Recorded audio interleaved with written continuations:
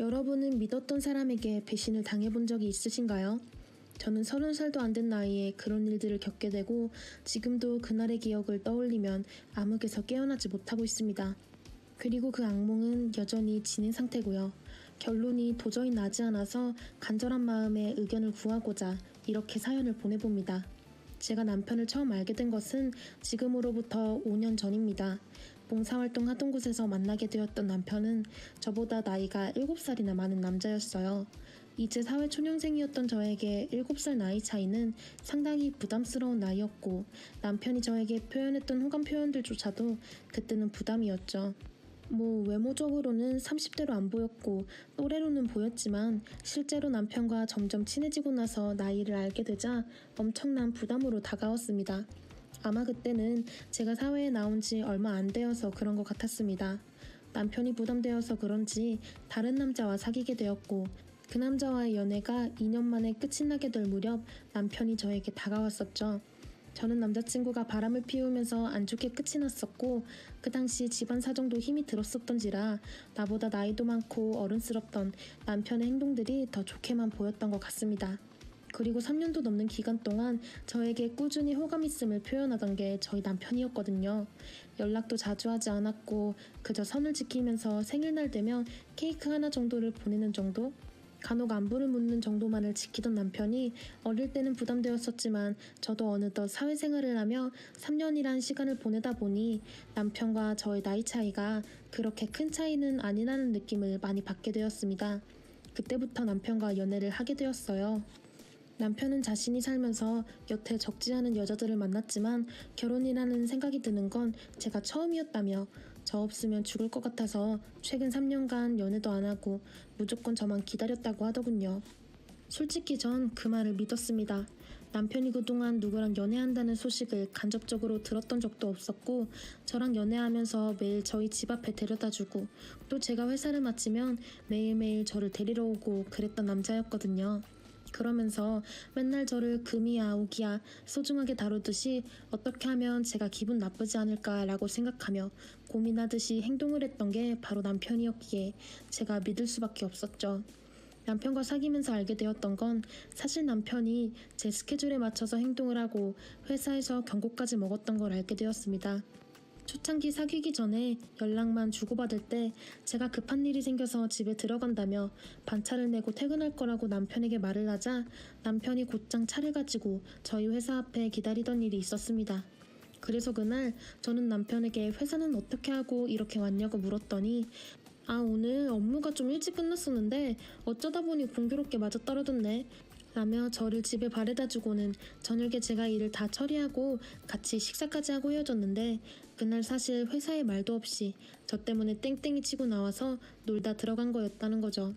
당연히 회사에서는 남편에게 심할서까지 쓰게 하고 여기가 무슨 놀이터냐며 욕이란 욕은 다 먹었지만 남편이 막무가내로 저에게 모든 걸 다 맞추었다는 걸 뒤늦게서야 알게 되었고 그로 인해 이미 회사 내에서는 남편의 평판이 너무 나빠져서 회사 이직까지 준비하게 된 것도 사귀면서 알게 되었습니다. 솔직히 그때부터 이건 좀 지나치지 않았나 싶지만서도 한편으로는 그것도 저 때문에 그렇게 했다고 하니까 나를 얼마나 좋아하면 그랬을까 하는 마음에 남편에게 말했습니다. 나는 나에게 그렇게 잘 대해주고 나를 위해 맞춰주는 것도 좋지만 본인만의 삶을 찾아서 서로 각자 삶에 충실하고 사랑을 나누면 행복할 것 같다. 이렇게 좋게 남편을 타일렀습니다. 남편은 저에게 알겠다며 새로 이직한 회사에서는 자신이 잘해보겠다고 말했고 그렇게 얼마 안 가 이직까지 하며 잘 적응하는 것 같았습니다. 아무래도 제가 어디 안 갈 거라는 믿음을 줘서 그런지 점차 남편의 집착은 제가 어디 놀러만 가지 않으면 괜찮아졌고 자기도 회사 생활은 열심히 하더군요. 한편으로는 어떤 남자가 날 이렇게까지 사랑하겠나 싶기도 해서 나는 이 남자랑 무조건 결혼하겠구나 라고 생각했었습니다. 그렇게 어느덧 사귄 지 1년이 지나갈 무렵 남편 집안에서도 이제 남편의 나이가 30대 중반이 되니 결혼 이야기가 나오더군요. 근데 그때 사건이 좀 생기긴 했습니다. 남편이 3년간 연애 한번 해본 적이 없다고 말했는데 사실은 만나던 여자가 있었던 겁니다. 이게 웃긴 게 예전에 남편은 저를 만나기 전에 3년 동안 다른 여자를 한 번도 만나본 적이 없었다고 3년을 기다렸다고 말했었는데 무려 2명이랑 연락을 했었던 겁니다. 심지어 저랑 연락을 하면서도 그 여자들이랑 사귀고 있었던 때였고요. 제가 그동안 몰랐던 것은 남편 휴대폰 사진에 단 한 번도 여자가 있었던 적이 없었고 제 주변 사람들에게 애인이 있다는 말도 안 해서 몰랐었던 거였죠. 그 이후 저랑 정식으로 사귀게 되면서 사귀자마자 얼마 안 되어 커플링을 맞추고 자기 카톡 사진은 전부 다 저랑 찍은 걸로만 도배를 해놓다시피 했었거든요. 아무튼 아이러니하게 남편의 과거에 대해 들통이 나버리자 남편은 저한테 무릎을 꿇고 빌면서 진짜 한 번만 용서해달라고, 나는 너 없으면 죽을 거라면서 진짜 네가 너무 좋아서 그랬다고, 다른 여자를 만나도 항상 마음속에는 너밖에 없어서 그런 거라고, 얼마나 한이 맺혔으면 그랬겠냐고, 다른 사람 만나지 않았으면 그렇게 1년에 한 번 연락해보는 게 아니라 진상처럼 술 먹고 전화하고 네가 다른 남자와 있는 걸 알면서도 사귀자고 대시할까봐 다른 여자를 만난 거고, 그 여자들한테는 너무 미안하지만 무조건 내 마음속에는 너밖에 없었다고 말을 하더군요. 그렇게 말하고 남편은 제가 헤어지자고 말할까봐 얼마나 서럽게 우는지 벌벌 떠는 남편의 우는 모습에 저는 한숨을 내쉬며, 그래 뭐 우리가 사귀기 전에 나도 다른 남자 사귀었는데 오빠가 다른 여자 사귄 게 뭐가 그리 문제가 있냐, 하지만 사귀어놓고 사귀지 않은 것처럼 날 속인 게 문제라고, 거기다가 다른 여자와 사귀면서 나한테 연락하는 것도 문제지만 오빠 말대로 내가 너무 좋아서 그랬다고 하니 이해는 해주겠다, 하지만 앞으로 나에게 거짓말은 한 번으로 족하고 절대 다시는 두 번은 없다고, 그러니 다시 한번 이런 일 생기면 나는 뒤도 안 보고 헤어질 거다 라고 말하자 남편은 절대 그럴 일 없을 거라고 말하며 저한테 고맙다고 기뻐서 어쩔 줄 몰라 하더군요. 그렇게 산전수전 다 겪고 나서 결혼을 하게 되었습니다. 시댁에서도 드디어 하나뿐인 아들 결혼한다고 하니까 집이고 자동차고 모든 지원을 아낌없이 해주셨고, 예물도 남편은 저에게 항상 최고로 하고 싶다며 자신이 모은 돈을 전부 탈탈 털어서 해주더군요. 좀 부담이 되었던 게 남편 집에는 남편이 외동이 아니라 신우가 있었거든요. 굉장히 집안 자체가 아들 위주의 집안이었다 보니 아들이 뭔가 하려고 하며 이렇게 적극적으로 남편 집안에서는 지원은 해주시기에 신우이는 그럼 어떻게 하나 라는 생각이 절로 들고, 제가 다 눈치가 보였을 정도였으니 신우 보기가 좀 민망하더라고요. 제가 그래서 남편에게 따로 물어봤는데, 이렇게 우리 결혼식에 모든 걸 다 해주시면 신우는 나중에 어떻게 하냐, 신우도 만나는 남자 있다면서, 이렇게 물어봐도 남편은 대수롭지 않은 듯 여자니까 지 알아서 하겠지 라며 말을 하더라고요. 그렇게 신우이에게 미안한 마음을 안고 결혼 일정이 잡히기 시작했습니다. 당연히 신우이가 저를 보는 눈길은 그다지 곱지 않았어요. 저는 마치 죄인이 된 듯한 기분이 들어서 신우 눈치를 보며 있을 수밖에 없었고요. 그러자 신우는 저를 보며 아무것도 모르는 줄 아는지 그저 기분 좋아하기는 이란 말을 하며 제 옆에 흘리듯이 지나가더군요. 저는 그 말이 왜 그렇게 신경이 쓰이는지 남편에게 제가 신우이가 나에게 아무것도 모른다는데 뭘 모르냐? 라고 물어보자 괜히 그게 집이 기분 나빠서 하는 말이니까 신경 쓰지 말라는 식으로 넘어갔습니다. 그리고 대망의 결혼식 날 당일 저는 새벽부터 일어나 신부 화장에 정신없이 있을 무렵 신부 대기실에 신우이가 들어오더군요. 그날도 한바탕 싸움이라도 했는지 화가 잔뜩 난 얼굴로 들어와 저를 보며 말하길, 진짜 양심도 없다. 그렇게 이 집안의 재산을 하나 남김없이 싹 다 긁어가냐? 딸은 뭐 사람도 아니냐? 라고 하길래 저는 그저 죄송하다고, 안 그래도 저 역시 그 부분에 대해 이야기했는데 도저히 통하지 않았다고 하자 신우이는 한숨을 쉬면서 말해보긴 했냐? 그저 더 준다고 하고 좋으니까 집이니 차니 넙죽넙죽 받았겠지. 그래, 우리 오빠 이번이 두 번째니까 이번엔 실패하지 말고 오래오래 살아야지 하며 나가더군요. 저는 순간 신우이의 말에 너무 놀라 그게 무슨 소리냐고 벌떡 일어나다가 드레스 때문에 넘어질 뻔했습니다. 그러자 신우이는 저를 비웃으며 진짜 모르는 건지 모르는 척하는 건지, 됐다, 그냥 모르면 평생 모른 척하고 사세요 라고 내뱉고는 나갔습니다. 저는 분위기상 따라 나가서 당장 묻고 싶었으나 바로 뒤로 들어온 사람들 때문에 어쩔 수 없이 신부 대기실에 앉아 억지로 웃을 수밖에 없었고, 마음속에서는 뭔가 미칠 듯한 불안감이 스멀스멀 올라왔습니다. 그러나 이미 결혼식은 임박했고 제가 할 수 있는 일은 아무것도 없었어요. 결혼식장에 서서 결혼식을 진행할 때도 불안감에 제가 계속 눈물을 흘리자 남편은 저의 그런 모습에 당황해하며 화장 다 지워진다고, 왜 그렇게 서럽게 우냐며 귓속말하길래 저는 사람들 앞이라 어떻게 표현도 못한 채로 그대로 결혼식을 마무리했습니다. 신혼여행도 출발하지 않고 부모님을 모시고 시부모님 앞에서 시누이가 이번이 두 번째라는 이런 말을 했는데 도대체 무슨 뜻인지 확실하게 알고 싶다고 말을 했네요. 그러자 시누이를 찢어 죽일 듯이 쳐다보는 시댁 식구들과 딴청만 피우는 시누이. 결국 한숨을 내쉬며 시모가 아무렇지 않다는 듯 꺼낸 말은 저희 가족들을 충격에 빠뜨렸습니다. 사실은 남편이 예전에 결혼을 한 번 한 적이 있다고 합니다. 근데 3달도 살지 않았었고 애도 없고 혼인신고도 안 했다고요. 남편도 저희 부모님의 눈치를 보며 그때는 자기가 철없이 어린 마음에 결혼식을 했는데 서로 너무 안 맞았다고 하자 시누이는 헛소리하지 말라고, 그때도 그 여자 아니면 자기는 죽을 거라고 하면서 어디서 이상한 년 데려와서 결혼한다고 집도 전세해주고 난리치지 않았냐고. 그 여자는 스펙이 저보다 떨어져서 시부모도 탐탁지 않아 했지만 아들이 그리 좋다고 해서 어쩔 수 없이 전셋집을 구해서 해줬는데 이번에는 제가 나쁘지 않아 집이고 자동차고 아낌없이 다 해줬답니다.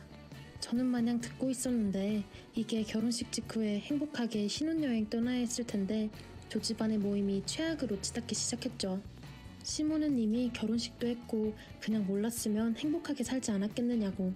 우리도 그런 부분 때문에 미안해서 일부러 집이랑 차도 무리해서 지원을 해준 거라며 때론 모르는 게 약일 수도 있다고 그 자리에서 시누이 탓을 하더라고요. 너 때문에 가정 불안을 만들었으니까 넌 이 자리에 있을 자격도 없다고 하자 시누이는 과거에 결혼한 걸 속이는 게 사기 결혼이지 뭐냐며 그 자리를 박차고 나갔고 남편은 울먹이면서 어쩔 줄 몰라 하더군요. 아, 이건 뭐 까도 계속 나오는 양파도 아니고. 그 와중에 시아버지는 어떻게든 이 상황을 수습하려고 저희 가족들에게 원하시면 이 결혼 비용이나 혼수비까지 자기네들이 싹 다 부담하겠습니다. 자식 가진 입장에서 화는 나시겠지만 이해 좀 해주십시오. 아까도 말씀드렸지만 그 전에 제 자식이 결혼을 했을 때 짧게 만나 혼인신고도 안 했고 아이도 없었다. 그러하니 기분 나쁜 부분도 다 이해하지만 만약 반대 입장에서 며느리가 그런 일이 있었다면 결혼시킬 때 말할 수 있었겠냐. 정말 죄송하다. 이미 결혼식도 모두 다 진행되었고 모든 사람들이 며느리가 결혼했다는 것도 이젠 다 알고 있는데 여기까지 와서 결혼을 미루게 되면 그 또한 우리 아들처럼 결혼을 했다가 이혼하게 되는 게 아니겠냐고. 그러니까 그만큼 저희 집안에서 책임을 지겠다라고 했습니다. 하지만 저희 아버지는 단호하게 우리는 이 결혼에 대해 다시 한번 생각 좀 해봐야겠습니다 하며 제 손을 잡고는 신혼여행이고 뭐고 나왔습니다. 결국 신혼여행은 그렇게 파투가 났고 그 뒤로 아버지는 몇 주를 고민해보셨지만 답이 나오질 않는다며 내가 딸아이의 인생을 망치는 게 아닌가 싶어 너에게 어떻게 하라고 말하기가 힘드니까 너의 의사를 존중한다고 했는데 저도 마찬가지입니다. 이미 결혼식을 올린 지 몇 달이 지났지만 여전히 남편과 저는 별거 중입니다. 남들은 종종 저에게 연락이 와서 결혼해서 좋냐고 물어보는데 참 그것도 난감하더군요. 그 와중에 남편은 저에게 계속 전화가 와서는 경제권이고 뭐고 다 넘기고 진짜 당신과 살면서 평생을 당신의 노예처럼 살겠다고, 거기다 우리는 이미 부부라고 한 번만 용서해달라는데 저도 어떻게 해야 될지 몰라서 이렇게 사연까지 보내 여쭤봅니다. 남편을 용서하고 사는 게 맞는 건지 아니면 여태까지 했던 거짓말, 특히 결혼 부분 포함해서 그냥 이혼녀 딱지 달고 사는 게 맞는 건지. 만약 그렇게 깨지면 다른 것도 억울한 게 나중에 다른 남자 만나고 결혼할 때면 이 상황을 말해야 되잖아요. 그것도 너무 구차하고 그 생각만 하면 억울해서 미칠 것 같네요. 저는 정말 어떻게 해야 할까요? 안녕하세요. 저는 현재 35살인데요. 작년에 결혼식 날 충격적인 사건을 경험하게 된 신부입니다. 시간이 꽤 지났음에도 그때만 생각하면 정말 소름이 돋을 정도로 끔찍합니다. 대길 씨와는 딱 1년 만났고 결혼식을 올렸는데요. 정말 괜찮은 사람 같았고 두 번 다시 이런 남자 만나지 못할 것 같아 결혼을 결심하게 되었어요. 저희는 군산에서 만났는데요. 저는 은행에서 일을 하고 있어요. 군산으로 발령이 나게 되면서 타지에서 일하다 보니 많이 외로웠나 봐요. 제가 부침성이 좋지 않아 새로 발령난 곳의 직원분들과 친해지는데 오랜 시간이 걸렸어요. 제 성격을 어느 정도 눈치를 챘는지 정말 많은 배려를 해주셨어요. 그렇게 6개월 정도 지난 시점에 일이 좀 바빠지는 시기가 있었는데요. 밥 먹으러 갈 시간조차 없어서 배달 음식을 시키게 되었는데 그때 중국 음식 배달하러 온 사람이 대길 씨였습니다. 음식을 내려놓으면서 저를 빤히 쳐다보더니 처음 보는 얼굴인 것 같은데 여기 새로 오신 직원분이세요? 제가 직원분 빠삭하게 알거든요. 그리고 저희 중국집이 여기 동네에서 탑이에요. 제일 맛있기로 소문이 났죠. 선택 아주 잘하신 겁니다. 짜장면 곱빼기 맞으시죠? 생각보다 많을 텐데 위가 크신가 봐요. 꽤 많이 드시네요. 그리고 이거 쿠폰인데요. 10장 모으시면 탕수육 하나 공짜예요. 저는 짜장면 곱빼기가 아니라 볶음밥이거든요. 그리고 저 위 작거든요. 앞으로 이 집에서 배달시킬 일 없을 것 같네요. 음식 주시는 거 보니까 딱 봤을 때 이 동네에서 아마 최고로 맛이 없을 것 같아 걱정이네요. 그리고 이거 다시 가져가세요. 쿠폰 필요 없어요. 저 그렇게 한가하지 않거든요. 뭘 그렇게 쳐다봐요. 제가 생각보다 상처를 좀 받아서 세게 나왔는데 놀랐는지 저를 멍하니 쳐다보면서 한참을 서 있었습니다. 그런데 그때부터가 시작이었습니다. 점심시간만 되면 시키지도 않았는데 중국 음식을 가져왔고 서비스를 하면서 계속해서 저에게 얼굴을 보이더니 가까이 와서는 맛있게 먹으라며 찡긋 윙크도 하고 나갔어요. 반복적으로 하다 보니 주변 분들은 분위기 좋다며 저희가 잘 어울린다면서 좋은 인연 만들기를 바랬고 첫인상부터 남달랐던 대길 씨가 자기 감정에 대해서 솔직하게 모든 걸 표현하는 바람에 10번 찍어 안 넘어가는 나무 없다고 결국 강렬했던 인상을 남긴 대길 씨와 연인 사이로 발전하게 되었습니다. 참 별난 인연이었죠. 그렇게 지내다 보니 대길 씨가 중국집 아들이라는 걸 알게 되었고 저희는 외식도 중국집에서 하게 되었어요. 자연스럽게 인사까지 하게 되자 아버님께서는 저를 상당히 마음에 들어 하셨고 앞으로 좋은 관계 유지하다가 결혼까지 했으면 좋겠다는 말을 듣게 되었습니다. 타지에서 새롭게 생활하는 부분에 있어 의지할 수 있는 데가 있다 보니 정말 많은 도움이 되었고 그렇게 새로운 도시에서의 생활을 잘 적응하며 살아오던 중 어머니께서 저에게 결혼에 대해 물어보셨습니다. 우리 대길 씨랑 만난 지 1년 지났지? 사람은 사계절 만나보면 다 겪은 거라고 하잖니. 그래서 말인데 쇳불도 단김에 뽑으라고 조만간 날짜 잡으면 좋겠는데 어때? 너무 갑작스러워서 당황스럽긴 한데요.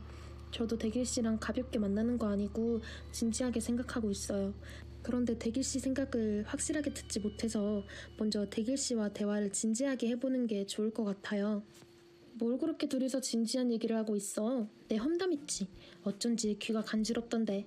말해봐, 무슨 얘기야? 무슨 얘기를 했겠니? 당연히 너희 결혼 얘기지. 언제까지 연애만 하고 있을 거야? 한두 살 먹은 아이도 아니고. 시간 지나면 나이만 먹지. 한 살이라도 젊었을 때 빨리 결혼하는 게 좋지 않겠어? 그래야 집도 살 수 있는 거야. 어머니께서 저희 둘의 결혼을 계속해서 재촉하셨고 대길 씨도 저와 결혼하고 싶다며 진지하게 자신의 속마음을 저에게 꺼내놓았습니다. 그렇게 저희 부모님 집에 대길 씨와 함께 인사드리러 가게 되었고 좋은 이미지를 주려고 많은 노력을 하면서 부모님께 점수 따려고 애 많이 썼습니다. 그렇게 상견례 날짜를 잡고 양가 부모님과 함께 좋은 시간을 가지게 되면서 결혼 날짜까지 잡게 되었습니다. 별 문제 없이 결혼식 준비를 해왔는데 대길 씨와 어머님의 행동이 몇 가지 거슬리는 부분들이 눈에 띄기 시작했죠. 그래서 어쩔 때는 저에게 무언가를 숨기고 있는 것 같은 행동을 하거나 제가 안 볼 때마다 서로 인상을 쓰면서 심각한 대화가 오고 가는 것 같았습니다. 저를 숙소에 데려다주는 대길 씨한테 물어봤어요. 아까 어머님이랑 무슨 얘기했어? 내가 알면 안 되는 거야? 아, 심각한 게 아니라 아이를 몇 명이나 낳을 건지 뭐 그런 대화했어. 신경 안 써도 돼. 그러고 보니 대길 씨와 저는 한 번도 잠자리를 가진 적이 없었어요. 저도 그렇지만 대길 씨가 더욱더 저를 지켜주길 원했고 더 중요한 건 결혼 후에 부부 생활을 가지려 했기 때문에 그런 모습에 더욱 끌리게 되었던 거죠. 그렇게 결혼식을 며칠 앞두고 문제가 하나 터지고 말았습니다. 어떤 여자분께서 대길 씨를 마음에 두고 있었는지 저희 은행에 찾아와서는 저를 따로 불렀고 저보다 먼저 대길 씨를 만나고 있었다면서 이 결혼에 대해 이야기를 나누다 보니 감정이 격해지기 시작했어요. 처음에는 좋게 대화를 이어나갔죠. 하지만 도저히 침착하게 대화를 이어나갈 수 없을 정도로 예민하게 반응하던 그 여자는 저와 대길 씨가 만나기 전부터 만났었던 사이고 서로 심하게 싸운 일이 있었는데 그로 인해 잠시 헤어졌지만 아직까지 연락도 주고받고 있다며 전날에 서로 대화한 문자 내용까지 보여줬어요. 원하는 게 뭐냐고, 과거에 헤어졌으면 잊어버리면 될 것을 왜 결혼식 며칠 남지도 않았는데 이렇게까지 행동하는 건지 물어보는데 옆에서 함께 일하던 직원 언니가 대길씨 중국집에 전화를 해서 상황에 대해 이야기를 하자 곧바로 은행으로 대길씨가 달려와 빠르게 상황을 수습해줬습니다. 의문의 여자는 대길 씨를 보자마자 그동안 자기가 잘못했다며 애원하고 울고 불고 매달렸고, 그런 모습들을 보고 뒤처리가 제대로 마무리되지 않은 대길 씨를 보니 잠시 실망도 하게 되었어요. 그렇게 한동안 은행 밖에서 둘이 대화를 하는 모습을 보게 되었고, 이게 뭔 일인지 동네 창피할 정도로 언성이 높아진 상태로 싸우는 모습을 보게 되니 순간 이 결혼을 해야 하는 건가 생각이 들면서 갈등을 하게 되었네요. 하지만 대기 씨는 저에게 조심스럽게 예전에 만났던 여자가 맞지만 깔끔하게 정리를 할 거고 자신은 잊고 있었다며 미안하다고 사과를 했어요. 그렇게 난감했던 상황들이 지나가고 대기 씨와 결혼하게 되는 당일, 새로운 출발을 시작하는 저희들을 축하해 주려고 정말 많은 사람들이 모이게 되었어요.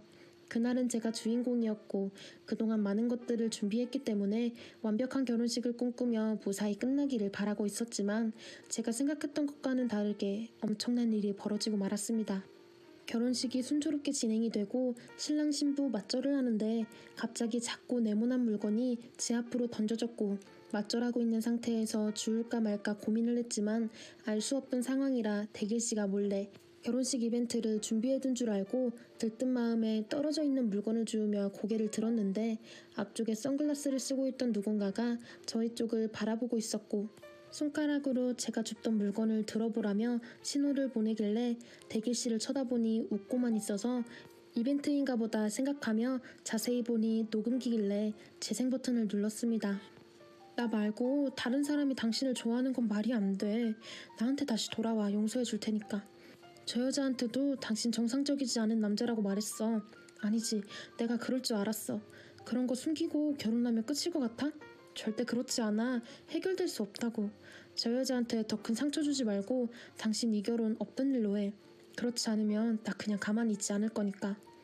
나랑 다영이 생각하는 것처럼 가벼운 사이가 아니야. 마음속 깊은 곳에서부터 네가 알지 못하는 진지한 감정들이 자리 잡고 있다고. 2번 다시 이런 돌발 행동하면 나도 절대 가만히 있지 않을 거니까 그런 줄 알아. 우리 헤어졌고 얼굴 볼 일 없는 사이야. 순간적으로 저는 멍해진 상태로 대기 씨를 쳐다보고 있는데 녹음기에서 들려온 대화에 손이 떨리기 시작했어요. 사색이 된 대길 씨가 제가 듣고 있던 녹음기를 뺏으려 하자 대길 씨를 밀쳤고, 결혼식장에서 웅성거리는 소리가 주위에 울려 퍼졌습니다. 그런데 그 다음 내용이 더 큰 충격을 주고 있었고, 결국 녹음기를 대길 씨 얼굴에 던져버리고 말았습니다. 뭐야, 저 여자 왜 여기 다시 나타난 거야? 헤어진 거 아니었어? 뒤처리 완벽하게 하라고 했잖아. 은행까지 찾아갔었다며. 이제 결혼식 코앞인데 힘들게 만들어 놓은 상황을 모두 무산시킬 거야? 왜 이렇게 어설프게 움직여? 너 결혼하고 나서 배달하다가 적당히 넘어져. 알겠니? 그래야 평생 네가 사랑하는 여자 끼고 살 수 있어. 그렇지 않으면 이 결혼 끝장이야.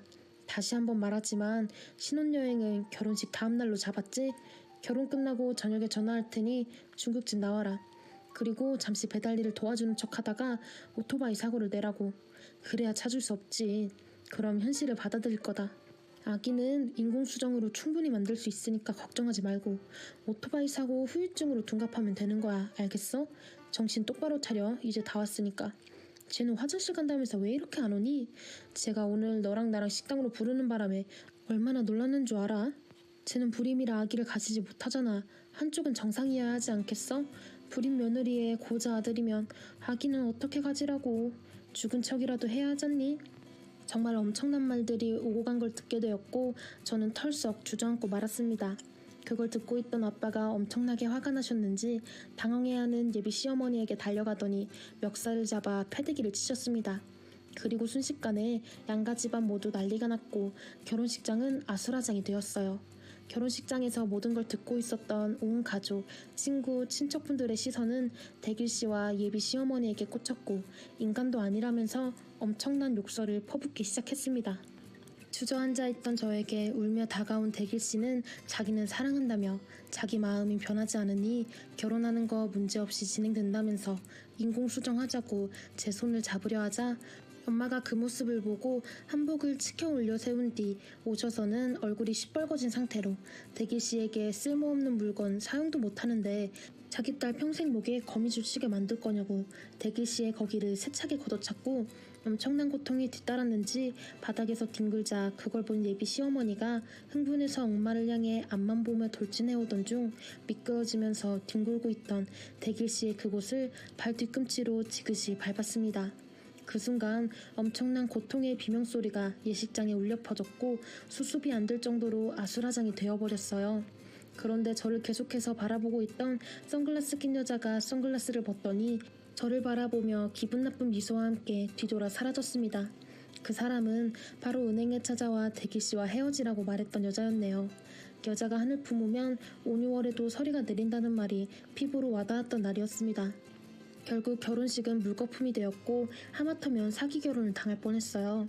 남자 경험이 한 번도 없던 제가 평생 경험 없이 인생을 살아갈 뻔했네요. 저는 이 사건이 있고 난 후 서울로 발령이 나서 다시 새롭게 일을 시작하며 새로운 환경에 적응해서 잘 지내고 있습니다. 그때 그 여자가 아니었다면 저는 지금 매일 눈물로 하루하루 살고 있었겠죠. 생각만 하면 너무 끔찍하고 소름이 돋습니다. 어떻게 사람의 탈을 쓰고 저런 계획을 꾸미고 있었는지 너무나 무서웠어요.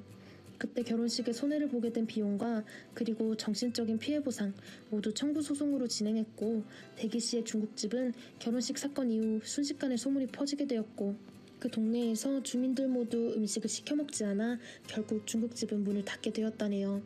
뿌린 대로 거두게 된 거죠. 사람이 심보가 못되면 돌아오는 것도 쓰다는 걸 눈으로 직접 보게 된 사건이었습니다. 똥차 지나갔으니 언젠가 좋은 인연 오게 될 날이 있겠죠? 그래도 혼인신고하기 전에 모든 사실을 알게 되어 천만다행이었어요. 그 여자분 다시 만나게 되면 식사라도 대접해드리고 싶네요. 살려줘서 고맙다고요. 제 사연은 여기까지입니다. 읽어주신 분들 언제나 행복하시고 하시는 일 모두 대박나시길 바랍니다. 지금 돌아보면 그땐 왜 그렇게 살았는지 이해가 안 되는데 그땐 그래야만 하는 줄 알았습니다. 어리다면 어린 25살에 결혼해서 그저 남편을 사랑하는 그 마음 하나로 모든 건 내가 감내해야 한다고 생각했었지요. 저희는 사내 연애로 결혼하게 되었습니다. 남편에게는 홀어머니와 누나가 둘 있었어요. 누나들은 모두 결혼을 해서 출가를 하였죠. 저희는 결혼하면서 시어머니를 모시고 살기로 했었습니다. 계속해서 맞벌이를 할 생각이었기에 어머님과 함께 살면 서로 좋을 거라 생각을 했어요. 어머님은 요리도 잘하시고 살림 솜씨도 좋으셨어요. 제가 첫아이로 남편을 똑 닮은 딸을 낳자 딸이 이뻐 어쩔 줄을 모르셨지요. 아이를 낳고 1년을 쉬었습니다. 제가 다니는 회사는 그 당시에 출산휴가, 육아휴직 이런 게 없었거든요.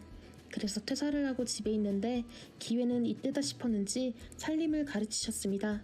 정확히 얘기하자면 살림을 가르치셨다기보다 저에게 집안일을 하게 하시고 매일 가까이 사는 딸들 집에 가셨습니다. 어찌 보면 하루 종일 집에 같이 있는 것보다 나을 수도 있었어요. 그러던 어느 날 어머니께서 큰 시누이가 이혼을 하게 된다고 하시더라고요. 저랑 남편은 이를 어쩌나 하는 마음이 들었습니다. 어머니께서는 너희 큰 누나랑 조카 우리 집에 와서 살라고 했다. 이혼해서 마음도 힘든데 혼자 있다가 나쁜 생각이라도 하면 어떡해. 어머님은 단호하게 말씀하셨습니다. 큰일을 겪을 큰딸이 안쓰러운 마음에 저희 부부가 반대하지 않게 하기 위해 강하게 말씀하시는 듯 했습니다. 그 후로 얼마 뒤에 큰 시누이는 짐을 챙겨 저희 집에 들어왔습니다. 시누이와 조카는 집에 있는 작은 방을 사용했습니다. 동생보다도 저를 보기 더 어렵겠지요. 그래서인지 큰 시누이는 늘 저에게 더 당당하게 행동하려 했습니다. 그냥 그럴 수 있다고 생각했습니다.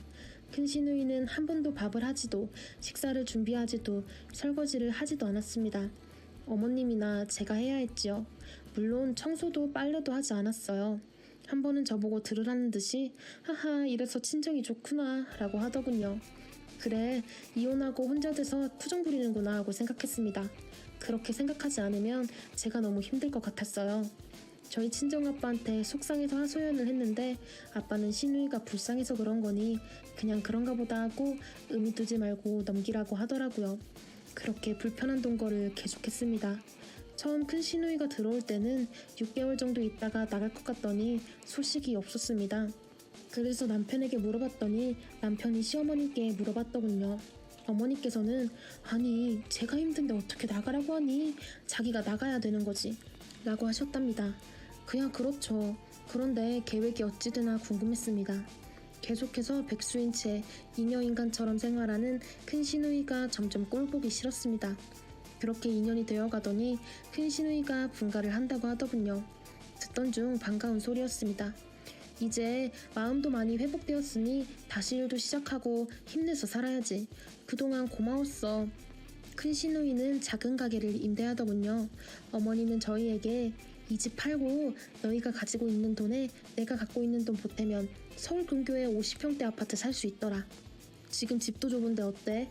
어차피 우리 계속 같이 살아야 하고 애들 낳고 애들 크고 할 테니 긍정적으로 생각해봐 라고 하시더군요. 남편과 저는 고민을 했고 마침 둘째도 임신 중이라 집이 넓으면 좋겠다는 생각도 들었습니다. 어머님께서 봐놓으신 집이 남편 출퇴근도 괜찮은 것 같다 그렇게 하기로 했습니다. 하루빨리 이사를 가고 싶었습니다. 새 아파트인 것도 좋았고 큰 시누이가 나가니 뭔가 새로 시작하는 기분이었습니다. 이사를 가는 날 큰 시누이도 나갔습니다. 이삿날 워낙 바쁘고 정신이 없었습니다. 남편은 집에서 이삿짐이 잘 챙겨지는지 살피며 이사 들어오는 사람에게 잔금을 처리하기로 했고 저는 이사가는 아파트에 가서 잔금을 처리할 준비를 하고 있었습니다.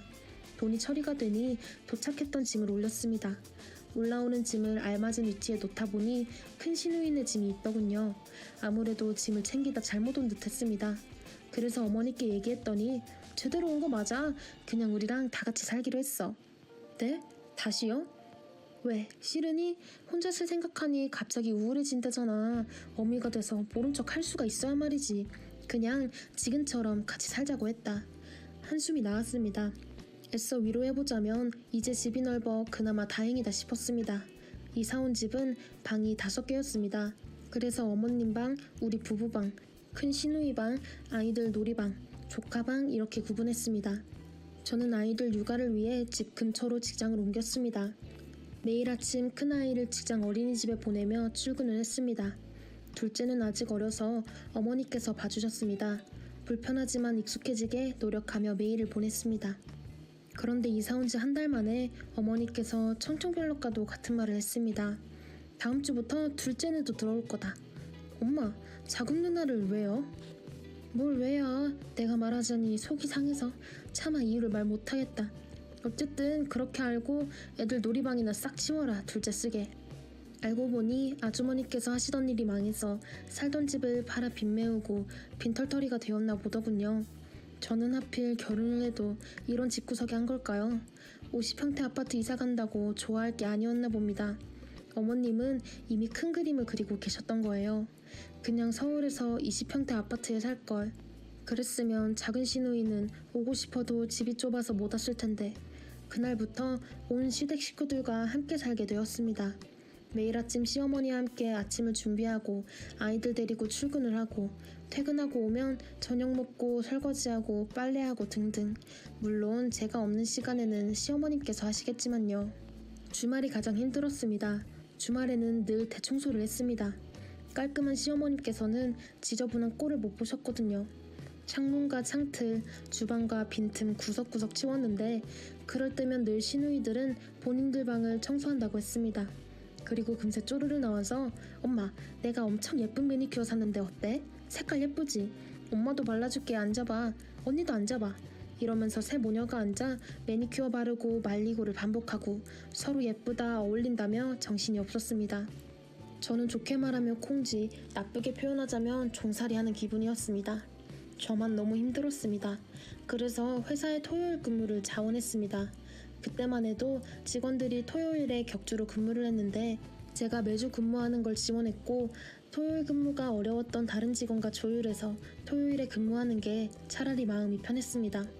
애들한테는 미안했지만 제가 살아야 하기에 어쩔 수 없었어요. 큰아이가 7살이 되던 해였습니다. 회사에서 착실하게 일한 남편은 연봉 협상에서 2년 연속 뜻대로 되지 않자 이직을 하고 싶다고 하더군요. 그래서 말렸습니다. 당시 조금 더 노력하면 내년에는 가능할지 모르니 10년 넘게 다닌 회사를 쉽게 그만두지 말라고 했습니다. 그런데 남편은 자존심이 상해서 더는 못 다니겠다고 하더군요. 이직할 회사도 알아보지 않은 상태에서 무조건 그만두는 건 너무 무책임하다는 생각이 들었습니다. 식구는 많고 저랑 남편 그리고 작은 아주버님 이렇게 셋이 벌어 온 식구가 살고 있는데 남편마저 계획 없이 그만두면 안 될 것 같았습니다. 그런데 이 사실을 알게 된 시어머니는 너, 네 남편이 자존심이 상한다는데 계속 다니게 해야 되겠니? 얘 능력이면 다른데 금방 이직해. 알아서 하게 냅둬라. 감나라 배나라 하지 말고 라고 하셨습니다. 남편은 어머님을 등에 업고 그 주 사직서를 제출했습니다. 그간 오래 근무했기에 퇴직금은 아쉽지 않게 나왔습니다. 처음엔 그 퇴직금으로 가족들이랑 의식을 해결했네요. 까맣게 타는 제 속도 모르고 철없는 시누이들은 우리 동생 덕에 이 맛난 걸 다 먹어본다면서 신나게 먹었습니다. 남편은 여기저기 이력서를 넣었는데 제 예상대로 잘 되지 않았습니다. 저 같아도 기왕이면 능력 좋은 젊은 직원을 쓰지 동종업계에 10년 이상 있으면서 연봉만 높은 고경력자를 쉽게 뽑을 것 같지 않았습니다. 그래서 말렸었는데 남편은 점점 자존감이 떨어져만 갔습니다. 그 스트레스를 제게 와서 풀었어요. 저는 매일 퇴근하고 와서 힘들어 죽겠는데 평소처럼 집안일을 했습니다. 남편은 점점 날카로워졌고 급기야는 모든 식구들이 남편 눈치를 보게 되었습니다. 그런 남편이 이해가 되지 않았습니다. 그래서 당신 요즘 힘든 건 알겠는데 너무 예민하게 구는 거 아니야? 온 식구들이 당신 눈치만 보고 있다는 거 알아? 누가 눈치 보래? 다들 집구석에 있으면서 왜 나한테 그러는데? 누가 당신한테 그런다고 그래. 당신이 힘든 게 아니라 내가 가장 힘든 거 몰라? 네가 힘들 게 뭐가 있는데? 뭐라고? 당신은 집에서 손가락 하나 까딱 안 하면서 그게 할 소리야? 일하면서도 집안일 다 내가 하는 거 몰라? 형님들이 집에서 놀면서 집안일 하셔? 전혀 안 하시잖아. 정말 가끔 본인들 빨래나 돌리지.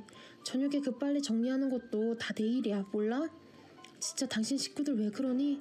진짜 이렇게 살게 될 줄 알았으면 이사 안 왔어.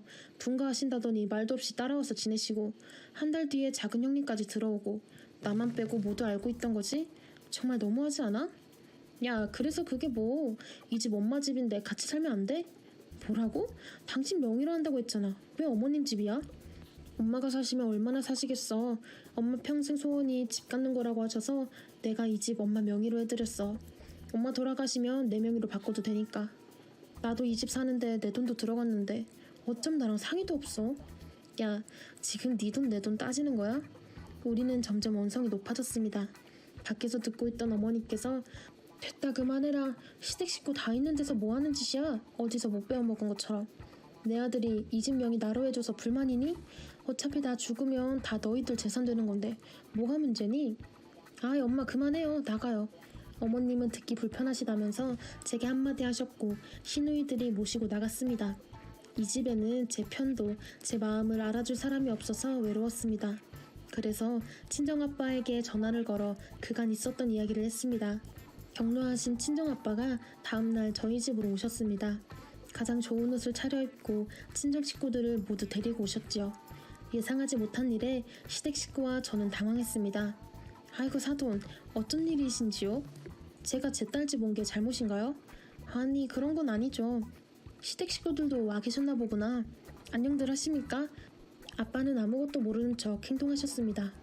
다름이 아니라 사위랑 상의할 게 있어서 왔는데 사돈 식구들이 계시니 어째야 하나 싶긴 한데 그래도 사정이 급한지라 그냥 얘기해야겠네. 내가 아무래도 이 집에 얹혀 살아야 할 것 같네. 자네도 알다시피 나는 퇴사해서 벌이가 없는 지 오래되었고 연금 나오는 걸로 생활하고 있는데 이번에 우리 아들 녀석이 실적을 했다는구나. 그래서 나한테 나오는 연금만으로는 우리 집도 먹고 살기는 부족할 듯 해서 우리 사는 집을 정리하고 자네 집에서 같이 살면 어떨까 싶어서 왔네. 자네 생각은 어떤가? 아, 그게 엄마도 계시고 그렇지 아무래도 사돈도 계시니 함께 사는 게 불편하기는 할 거네. 그런데 어쩌겠나 우리도 사정이 그런 것을. 우리 아들 취직해서 안정적일 때까지만 서로 감수해야지. 자식 나눠 가진 사이인 게 어찌 보면 그만큼 가까운 사이도 없지 않겠나. 안 그런가요 사돈? 아 네. 그런데 우리 애들이 안 그래도 딸한테 들었습니다. 딸이랑 사위 손주들 모두 데리고 사신다고요? 사실 그 얘기를 어제 알았네요. 진즉 알았다면 제가 더 빨리 인사 왔을 텐데 말입니다. 지금 제가 너무하다고 생각하시죠? 그래도 저는 사위한테 전후 사정을 얘기하고 들어오겠다고 합니다만 제 딸에게 듣기로는 큰따님도 작은따님도 직전에 통보하고 제 딸에게는 묻지도 않고 모두 합가하게 된 거라고 하더군요. 똑같이 하자면 저도 그냥 짐부터 싸서 올까 고민도 했지만 그건 상대를 무시하는 행동으로서 인격이 있는 사람이라면 그렇게 하면 안 될 것 같아서요. 어찌 생각하십니까? 아니 그 말씀은 우리가 인격이 없다 뭐 그런 말씀이신가요? 하하, 그렇게 들으셨다면 죄송합니다. 그런 뜻은 아니고 일반적으로 그렇다는 것일 뿐이죠. 자네 생각은 어떤가? 혹시 내가 오는 거 반대인가? 장인어른 그렇다기보다 방이 뭐 여기 방 5개 아닌가? 안싸돈 방, 너희 부부 방, 누이들 방 2개. 그러면 방 1개 남지 않나? 거기 사용하도록 하지. 난 너무 작은 방은 싫어해. 다음에 오면 방 정리가 될까? 사돈, 기분이 언짢으실지 모르겠지만 조금 일방적인 것 같습니다. 지금 안싸돈을 비롯한 모두들 기분이 언짢으시죠? 그럼 우리 딸은 기분이 어떻겠습니까? 우리 딸이랑 상의한 사람이 있습니까? 자네도 다 알고 있으면서 우리 딸이랑 상의했나? 여기가 북한도 아니고 다들 어쩜 그리 일방적이십니까? 우리 딸이 시집와서 여태 그런 대접받고 살았다니 내가 복장이 터집니다. 내가 이러고 살라고 시집 보냈겠습니까? 이렇게 자식들 다 끼고 살 거면 결혼도 시키지 말고 옷 끼고 사시지. 왜 결혼들을 시키신 겁니까? 그리고 우리 딸이 많은 식구들을 위해 돈 벌고 집안일 하라고 시집 보낸 거 아닙니다. 내가 이 집에 들어오는 거 환영할 사람은 없을 테니 집에는 가겠지만 그냥 안 가고 내 딸 데리고 갑니다. 라고 하시고는 제 손을 잡고 데리고 가셨습니다. 전 아빠가 계시다는 걸 그동안 잊고 살았던 것 같습니다. 아니 그보다도 아빠가 하시면 속상해 하실까봐 말씀을 못 드렸습니다. 엄마가 돌아가시고 일찍부터 혼자 드신 아빠가 우리 남매를 금이야 오기야 키우신 걸 알기에 더 말씀드리기 어려웠습니다. 남편은 바로 따라오지 않더군요. 그러자 아빠는 그런 놈이랑 살 필요 없다고, 제가 이혼해도 아빠는 괜찮으니 냉정하게 생각하라고 하셨습니다. 아이들이 걸렸습니다. 남편에게 이미 미련은 없었어요. 다음날 남편이 저를 찾으러 왔습니다. 아빠는 문을 열어주지 않으셨습니다. 하루 꼬박 생각해야만 소중함을 알고 마지못해 데려오는 너 같은 놈한테 내 딸 시집 보낸 것만으로도 이미 억장이 무너지신다며 제가 제 발로 그 집에 들어가지 않는 이상 저를 보내지 않으신다고 하시더군요. 아이들이 보고 싶은데 나머지 시댁 식구들이 보고 싶지 않았어요. 그래서 남편에게 이혼하자고 했습니다. 시어머님과 형님들은 저를 질책했다가 빨리 집에 오라면서 문자를 보내셨습니다. 그럴수록 지옥에서 탈출했다는 생각이 더욱 들었습니다. 남편은 미안하다며 집으로 오라고 했지만 가지 않기로 했습니다. 이혼을 원하는 제 마음은 변함이 없으니까요. 남편은 이혼을 계속 거부해서 이혼 소송을 걸었습니다. 재산분할 위자료를 청구했습니다. 아이들의 양육권은 주장하지 않았어요. 제가 양육권을 가져오면 남편은 양육권을 보내지 않은 사람이었기 때문이었죠. 대신 면접 교섭권을 가지고 와서 매월 아이들과 만났습니다. 저는 아이들을 만날 때면 아이들에게 필요한 것을 사줬고 매월 용돈도 따로 보내주었습니다. 감사하게도 아이들은 바르게 커주었고 성인이 되자 저와 살고 싶다며 찾아왔습니다. 아이들은 한 번도 저를 원망하지 않았어요. 오히려 저를 이해한다고 했어요. 그게 너무 고맙습니다.